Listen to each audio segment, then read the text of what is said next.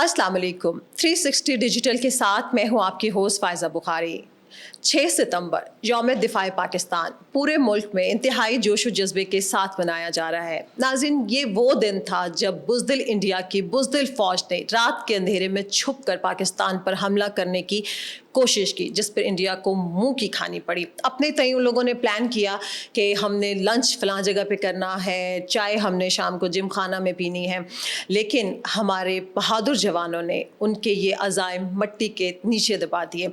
MM आलम ने जब 1 minute में दुश्मन के 5 तैयारे मार गिराए तो दुश्मन पे एक खौफ और लर्जा तारी हो गया। MM आलम हो या मेजर अजीज़ भट्टी हो, हमारे शोहदा हो, हमारे गाजी हो, हमारे जवान हो, हम सब इनके शुक्रगुजार थे, हैं और रहेंगे। इस हवाले से बात करने के लिए हमारे साथ आज स्टूडियोज़ में मौजूद हैं ब्रिगेडियर रिटायर्ड शेर अफगन साहब। अस्सलाम वालेकुम सर। वालेकुम अस्सलाम। सर कैसे हैं आप? Thank you. सर पहले तो आपका बहुत शुक्रिया कि आप तशरीफ़ लाए। अच्छा सर, ये बताएं कि आपके वालिद गिरामी का ताल्लुक तो तालीम के शोबे से था, आपने फ़ौज को कैसे ज्वाइन किया? मैं कॉलेज में पढ़ रहा था तो उस ज़माने में कॉरिडोर्स में न्यूज़पेपर्स लगाए जाते थे स्टूडेंट्स को पढ़ने के लिए। तो मैं जब गुज़र रहा था इंग्लिश डिपार्टमेंट में तो मैंने वो न्यूज़पेपर, मेरे पास टाइम था तो मैं न्यूज़पेपर देखा तो उधर एक ऐड थी जिसमें लिखा हुआ था only for those who can answer the challenge. अच्छा, हाँ। 34th PM a long course. ओह! और उसमें एक आदमी जो था वो बेनेट का चार्ज कर रहा था। So that motivated me and I applied for the army. ज़बरदस्त। तो सर आपका थ्रू आउट एक्सपीरियंस मुश्किल था, या अगर मैं कहूँ मुश्किल तो डेफिनेटली था, लेकिन क्या ये कह सकती हूँ कि आसान भी था आपको क्योंकि आपका शौक था तो आपको मुश्किल नहीं लगा? I enjoyed my army career और मैं बड़ा खुशकिस्मत था कि मैंने काफ़ी ज़्यादा कोर्सेज टॉप किए, माशाल्लाह। जिसकी वजह से मैं इंस्ट्रक्टर रहा मुख्तलिफ इंस्टीट्यूशंस में, बासियत कैप्टन एंड मेजर। मैं इन्फेंट्री स्कूल कोयटा अच्छा। में इंस्ट्रक्टर था और उसके बाद मैं प्लेटून कमांडर PMA रहा as a major. Then after doing staff course मैं फिर ब्रिगेड मेजर था और उसके बाद as a lieutenant colonel I was DS staff college Quetta माशाल्लाह। और मैं रिटायर जब हुआ तो I was commandant junior leaders academy शिंक्यारी। सही। अच्छा सर, क्योंकि आज यौम दिफा पाकिस्तान के हवाले से हम बात करें तो 6 सितंबर 1965 में आपकी पोस्टिंग कहाँ पे थी? उस वक़्त मैं PMA में था एज ए कैडेट। ओके। तो सर लोगों का जोश व जज्बा उस वक्त कैसा था, जो आपने देखा, आपने एक्सपीरियंस किया अपनी आंखों से? उस वक़्त मैं ख़ुद बहुत यंग था बिल्कुल। और जिस स्पीच का आपने रेफरेंस दिया है वो स्पीच हमने भी सुनी थी और यंग आदमी में मोटिवेशन का लेवल बहुत ऊंचा होता है। बिल्कुल। उसके अलावा हमने अपने वालिदैन से सुना था कि किस तरीके से जब पाकिस्तान बना तो कितना कत्लो गारत हुआ था और सिखों ने कैसे मुसलमानों को बिल्कुल। कत्ल किया था। बिल्कुल। तो वो एक फीलिंग थी हमारे में हेट्रेड की, अच्छा। रिवेंज की।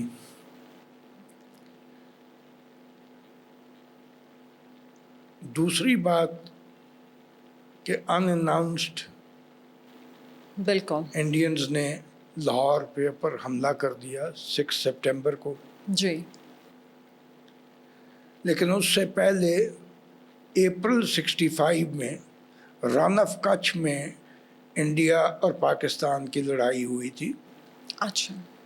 और जिसमें पाकिस्तान का एक ब्रिगेड इन्वॉल्व था और हमने इंडिया की फ़ौज को उधर शिकस्त दी थी। उसके बाद اگست میں جولائی اگست 65 میں جی کشمیر میں لڑائی شروع تھی اور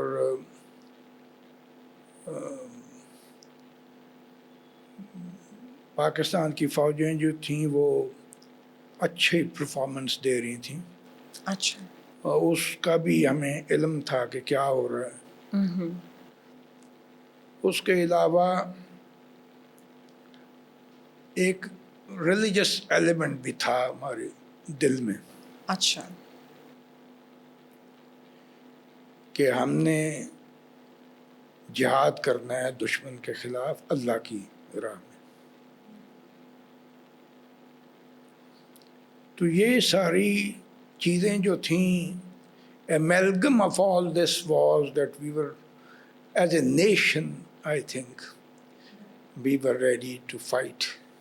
بالکل. اچھا سر جیسے آپ نے کہا نا کہ جہاد کرنے آپ لوگوں کے دل میں تو چلیں تھا کیونکہ آپ تو چلیں کیڈٹ بھی تھے اور آپ کو پتہ تھا آپ نے آگے جا کے پاکستان کا نام روشن کرنا ہے سر, لیکن عام شہریوں کے دل میں بھی جذبہ جہاد بہت زیادہ تھا. میں نے اسی لیے کہا کہ پوری قوم جو تھی وہ تیار سب تھی. مطلب ایک وہ پیغام سننا تھا اپنے صدر کا اور بس ہر کوئی دیوانہ وار جو تھا نا اپنے اپنے تئیں جو کر سکتا تھا وہ کر رہا تھا.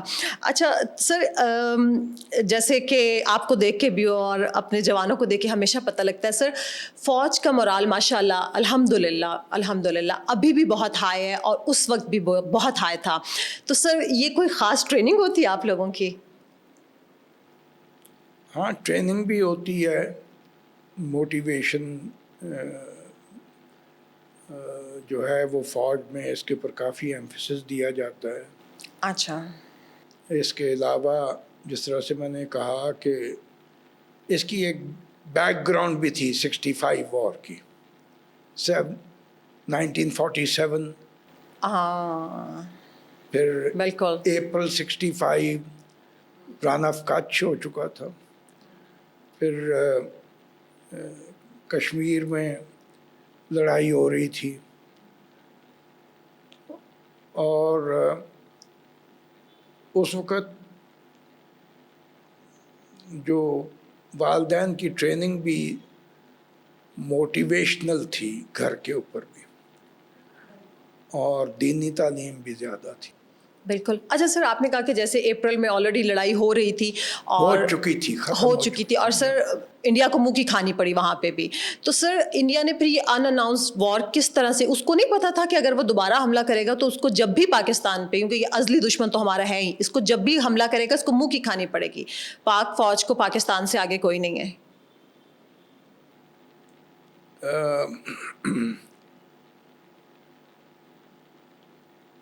یہ انڈیا نے جو لاہور کے اوپر 6 سپٹمبر کو حملہ کیا تھا جی وہ اس کی وجہ یہ تھی کہ وہ کشمیر اگر وہ حملہ نہ کرتا تو ہماری فورسز نے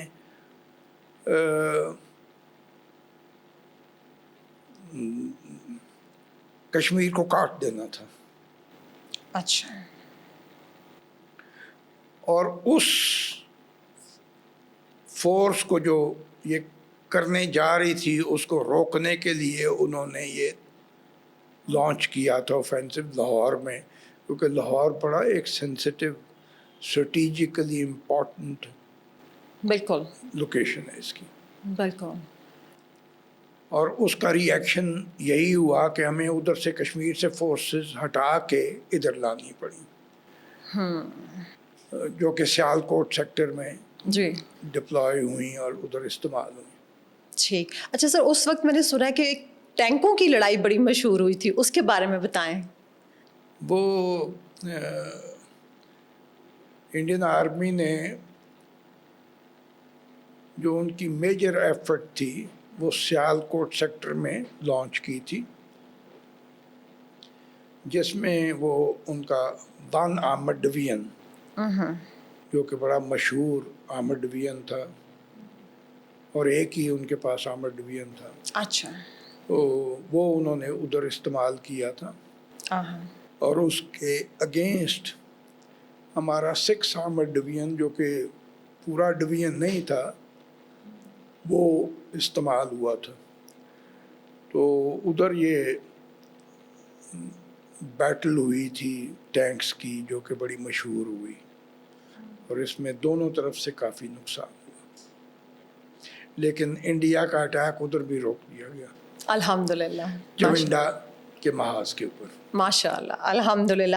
اچھا سر, کیونکہ آج کا دن ہمارے شہداء کو, ہمارے غازیوں کو یاد کرنے کا دن ہے, تو آپ کیا سمجھتے ہیں کہ ہمارے جو شہداء ہیں, ہمارے جو غازی ہیں, انہیں خراج عقیدت پیش کرنے کا بہترین طریقہ کیا ہو سکتا ہے آج کل کے دور میں؟